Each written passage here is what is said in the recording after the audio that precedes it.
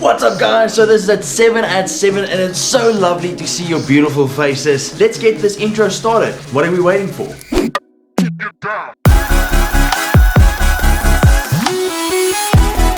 You know what? The world is crazy and it's the most insane thing being alive these couple of months, being with the epidemic, with everything that's going on. And I was thinking we are journeying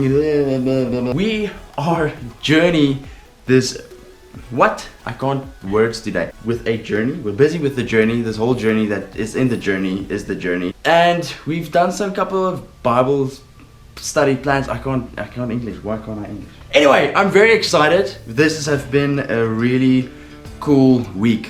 For me personally, the past 4 months, 5 months, maybe even longer, it's probably in my life the most hardest things I had to go through.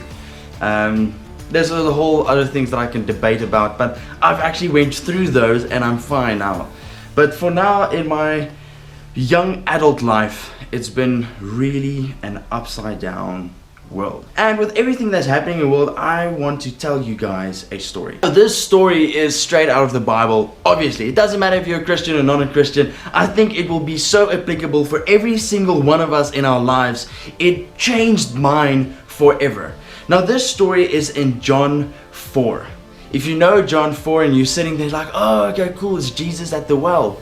Yes, it's that story. It's definitely that story. And the story that we are going to talk about is this. Jesus was done at Judea and they had to go back to Galilee. But there is a state, a city, a province in the way called Samaria. Now Samaria is a place where Jews avoided it. They avoided the Samaritan people because they said they are unclean. They would rather go through the Jordan and around this than go straight through it. And it took them a couple of days to actually go around.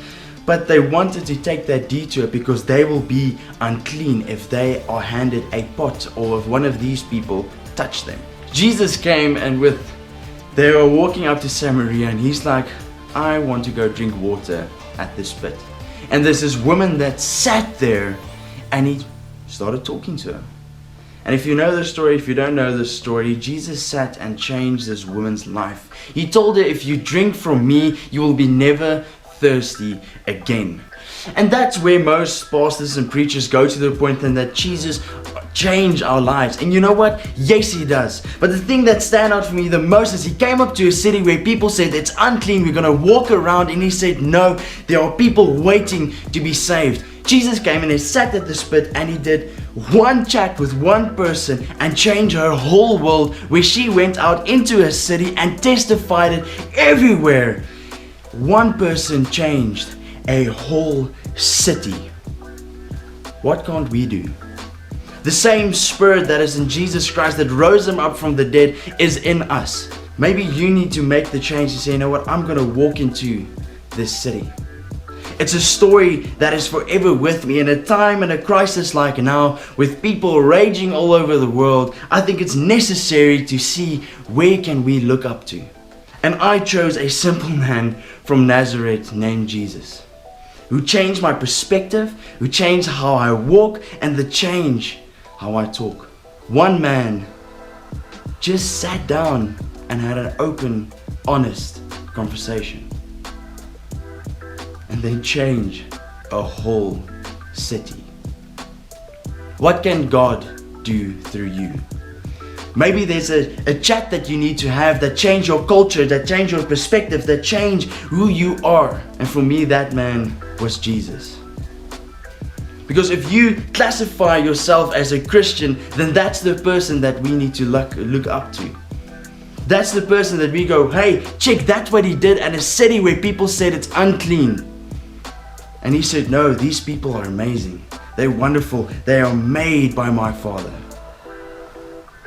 And maybe that's a perspective change that you need to have. Maybe that's a choice, a different way of thinking that you need to have. Or maybe actually you just need to go and open your Bible and read the stories in it. Because one story changed my life. What can 100 do? So much more.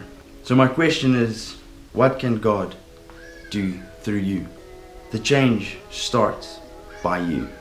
Jesus died on the cross for us so we can have the living water. But we are starting to throwing it away. It's time for a change. It's time to grow.